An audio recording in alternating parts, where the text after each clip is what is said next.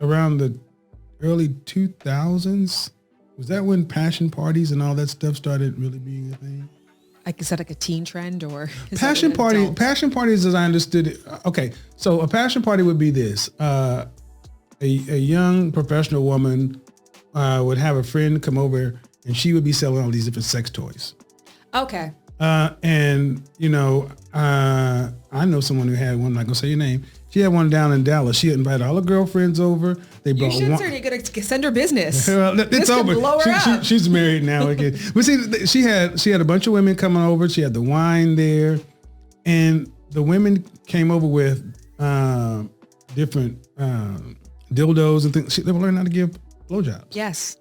And then they were they were putting orders for rabbits and bullets and creams and this and that. And then after the women sat and did their thing, drank whatever, then the men were invited over, and then it turned into a party, and it was funny. I didn't know that part of it. Yeah, That's a good education. I thought it. You know what he's talking about? My mom actually told me about this. This is a thing that used to go down. I don't think our generation does it as much.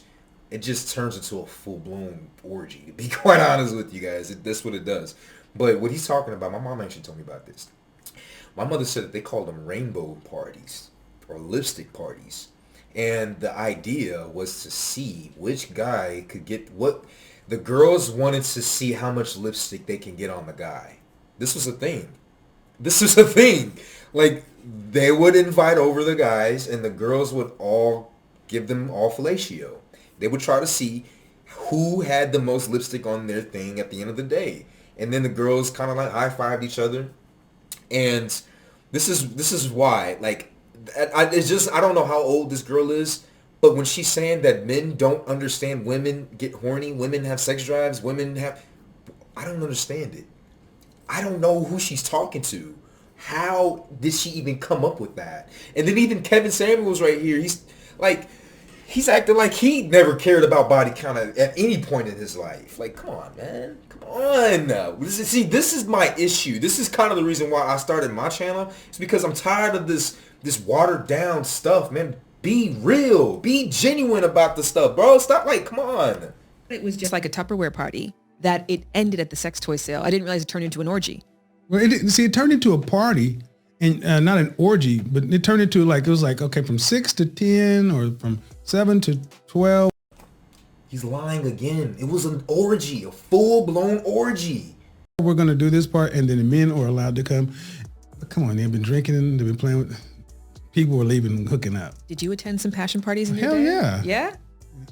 Yeah, I know this. Yeah, I've lived a broad life. Okay. Don't let the suit fool you. Because I'm curious. I'm like... Well, you know, I'm curious about that because I'm like, does that lend itself? Because as we know that 2/3 of women don't achieve orgasm from penetration alone. Right. And so they need clitoral assistance and stimulation. And toys can be a big part of that. And that's a very uncomfortable conversation for a lot of cis heterosexual men who've been told that their penis is like going to put out fires. Okay. Cis heterosexual men? Really? She brought that term out? Cis heterosexual men. Wow. And cancer and give multiple orgasms all by itself without any training whatsoever and any knowledge. So that to be said, did these parties lend itself? So it's like, I just bought this new thing. Let's do this together. Like, did it open up kinks and... Yeah, I've heard it did, now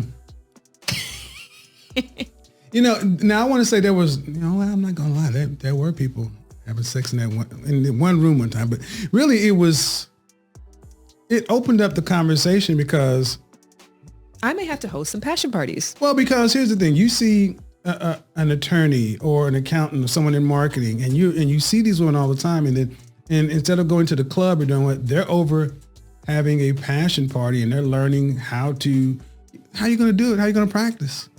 So it's like, well, all right. They were choosing to get involved in these sexual relationships. Yeah. And guys, here's the funny thing. Men did not want to attend the same kind of parties. It's like, so you talk about most women report not reaching orgasm. You ask a guy about a female orgasm and they think it's penetration, purely. Some guys think it's clitoral. You ask a guy where a G-spot is. Most of them are like, what is that? Or the Freudian approach, which is if it's not penetration, then you're immature. Right. That you haven't been able to, you're not a woman yet. See, and we have so much, and here's the thing, especially coming from the Midwest and the Bible Belt,